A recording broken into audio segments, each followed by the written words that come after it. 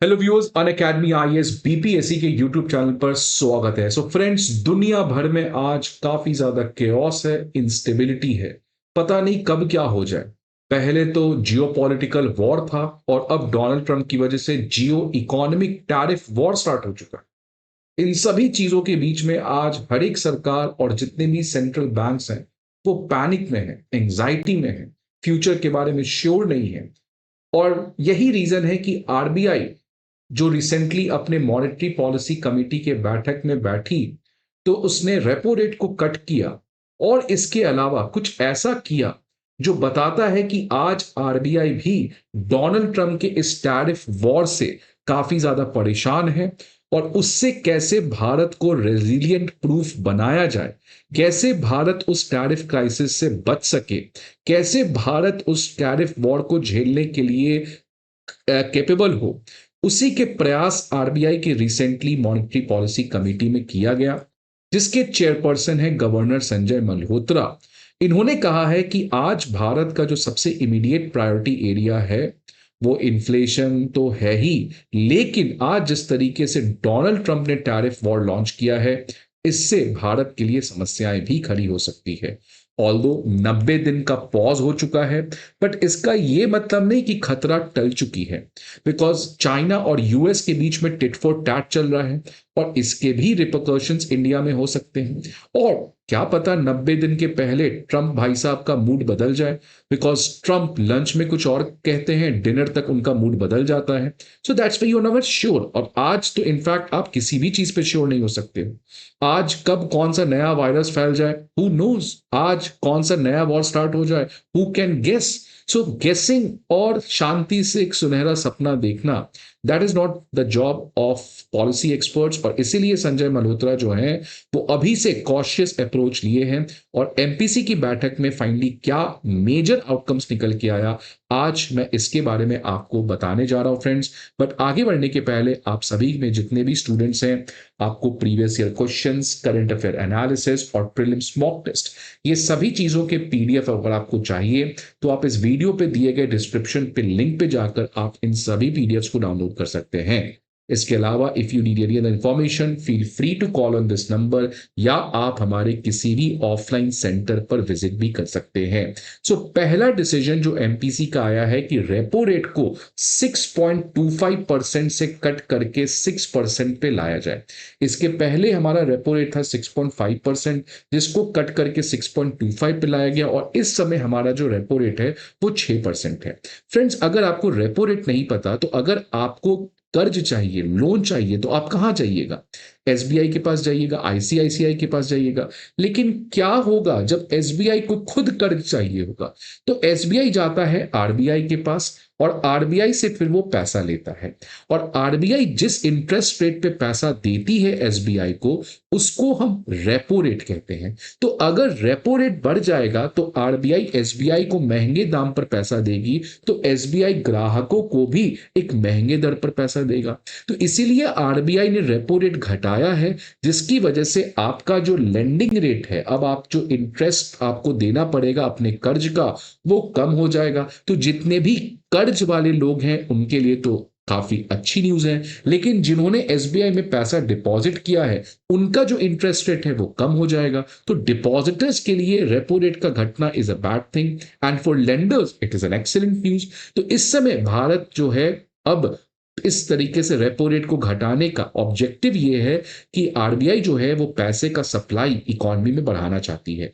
ये सबसे खास बात है जिसके बारे में आपने जरूर नहीं देखा होगा कि मॉनेटरी पॉलिसी कमेटी की जो स्टैंस है, स्टैंस का मतलब कि एमपीसी अपने बैठक में डिसीजन देती है, रेपो रेट के बारे में तो बात करती है, लेकिन दूसरा चीज ये बताती है कि मेरा फ्यूचर में प्रायोरिटी क्या है। मैं आने वाले समय में एमपीसी जो है आरबीआई के अंदर वो किस चीज पे फोकस करेगी। तो इस समय जो मॉनेटरी पॉलिसी कमेटी का स्टैंस था वो न्यूट्रल था, जिसको चेंज करके एकोमोडेटिव कर दिया गया है। अब इन दोनों में फ्रेंड्स डिफरेंस क्या है? न्यूट्रल का मतलब आरबीआई की मॉनेटरी पॉलिसी कमेटी पैसे के सप्लाई को बढ़ा भी सकती है या घटा भी सकती है, मतलब सिचुएशन टू सिचुएशन ये डिपेंड करेगा। लेकिन अब देखिए ध्यान से, एमपीसी ने अपने लोगों को ये मैसेज दिया है कि अब हमारा स्टैंस एकोमोडेटिव हो गया है, विच मींस एकोमोडेटिव का मतलब आने वाले समय में आरबीआई जो है वो पैसे के सप्लाई को बढ़ाने जा रही है, घटाने का तो कोई सवाल ही नहीं है। मतलब आरबीआई मॉनेटरी पॉलिसी कमेटी ने एक डायरेक्शन दिया है इंडिया के पॉलिसी मेकर्स को कि आरबीआई का जो फ्यूचर में प्रायोरिटी है वो सोलली मनी सप्लाई को बढ़ाने के ऊपर है, विच मींस आरबीआई का जो मेजर ऑब्जेक्टिव है वो ग्रोथ पे होने वाला है। बिकॉज अगर आपको ग्रोथ को बढ़ाना है तो ऑब्वियसली आपको इकोनॉमी में ज्यादा पैसा देना होगा, पैसे लेना आसान होगा, तभी फैक्ट्री इन्वेस्ट करेगी कर्ज लेके। अगर आप रेपो रेट को बढ़ा दोगे तो फैक्ट्री कर्ज कैसे लेगी, बहुत महंगा हो जाएगा। इसलिए आरबीआई ने क्लियर कट कह दिया है कि आप ये मत टेंशन लीजिए कि हम रेपो रेट, हम सप्लाई को घटा सकते हैं, मतलब रेपो रेट को बढ़ा सकते हैं, या रेपो रेट को हम बढ़ा सकते हैं विच मींस रेपो रेट को घटा सकते हैं, ऐसा कोई दुविधा नहीं है। हम आने वाले समय में क्लियरली मनी सप्लाई को बढ़ाने वाले हैं, विच मींस कि रेपो रेट जो है वो घटेगा, बढ़ने का तो कोई सवाल ही नहीं है। मतलब अगर आपको आशंका है कि आप कर्ज ले या ना ले तो बिल्कुल लें, बिकॉज आने वाले समय में कर्ज लेना और आसान किया जा सकता है। तो ये स्टैंड एमपीसी ने दिया है, ये इसीलिए दिया है बिकॉज आप इस पर्टिकुलर न्यूज को देख सकते हैं फ्रेंड्स कि जो जीडीपी का फोरकास्ट एमपीसी ने दिया है वो पिछले बार 6.7% था, उसके पहले 7% था, और अब इसका जो फोरकास्ट इस एमपीसी के बैठक में परसों आया है वो 6.5% आया है। मतलब 20 बेसिस पॉइंट का रिडक्शन है। मतलब आरबीआई को लगता है कि भारत का जीडीपी जो है वो कम दर से ग्रो करेगा एट 6.5%। और ये इसीलिए बिकॉज आरबीआई के जो गवर्नर उनका कहना है कि इस समय सबसे ज्यादा फोकस हमारा ग्रोथ पे होने वाला है, बिकॉज ग्रोथ आज प्रॉब्लम में दिखते हुए नजर आ रहा है। बिकॉज भारत को अगर विकसित बनना है तो 8% से ग्रो करना पड़ेगा, और हम 6.5% से ग्रो कर रहे हैं, जो कि अच्छी बात नहीं है। और क्यों ग्रोथ के ऊपर और प्रेशर आ सकता है, because of Donald Trump tariff. Because अगर इन्फ्लेशन की बात करें तो इन्फ्लेशन का जो टारगेट आरबीआई ने तय किया है वो 4% पे, दैट इज गुड बिकॉज हमारा ये टारगेट भी है 4%। सो इन्फ्लेशन में, महंगाई में कोई समस्या नहीं है, the problem lies at GDP, और इसका रीजन है डोनाल्ड ट्रंप। और इसीलिए आरबीआई ने एमपीसी ने रेपो रेट को कट किया कि ये जो ट्रंप की वजह से हमारे ग्रोथ पे प्रेशर आ रहा है इसको कैसे मिटिगेट किया जाए कि हमारा ग्रोथ वापस से 7.5-8% पे आया जा सके।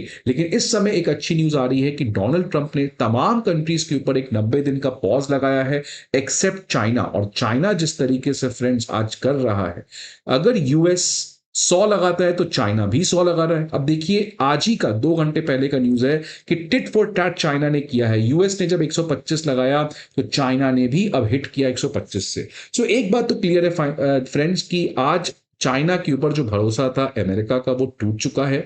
आज अमेरिका को पता चल चुका है कि चाइना कितना बड़ा खतरा है। इसलिए आज अमेरिका जो भ्रम में जी रहा था कि चाइना के साथ, तभी तो देखिए डोनाल्ड ट्रंप ने शी जिनपिंग को ओथ के लिए बुलाया, तो अब तो शायद नहीं बुलाएंगे बिकॉज शी जिनपिंग ने बता दिया कि हम आपसे झुकेंगे नहीं, हम आपसे डरेंगे नहीं। तो अब अमेरिका जो है उसका चाइना के प्रति बेट खत्म होगा, और हो सकता है अमेरिका जो है वो चाइना को टैकल करने के लिए भारत के प्रति और ज्यादा सपोर्टिव हो। But that time will only say, because no one can जज the hypocrisy of United States. But anyways, that's a great news for India। और इसी न्यूज को देखते हुए आरबीआई का ये जो खबर आ रहा है कि रेपो रेट को कट करके स्टैंस को बदलना, इन सभी चीजों को आप डॉट को कनेक्ट करो, विच मींस इंडिया इस समय काफी रेजिलियंटली आगे बढ़ने का प्रयास कर रहा है। आई होप फ्रेंड्स आपको ये वीडियो अच्छा लगे। See you again some another video, till then goodbye and take care.